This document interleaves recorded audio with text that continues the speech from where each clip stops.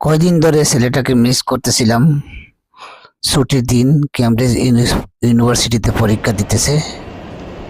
আমি কিছু খাবার নিয়ে সকালে কেমব্রিজ ইউনিভার্সিটির দিকে রওনা দিলাম। লিভারপুল ট্রেন স্টেশনে গিয়ে পৌঁছিলাম। যথাসময়ে ট্রেন ধরে কেমব্রিজে পৌঁছিলাম। কেমব্রিজ ইউনিভার্সিটিতে হালকা একটু ঘুরে দেখলাম। ঘুরে দেখে ছেলেটাকে নিয়ে ওর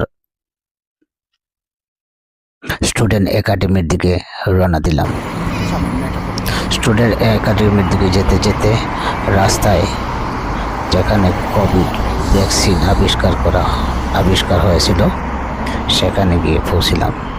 দেখলাম অনেক সুন্দর একটা ইনস্টিটিউট। কোভিড ভ্যাকসিন ইনস্টিটিউটের সামনে একটু দাঁড়িয়ে দেখলাম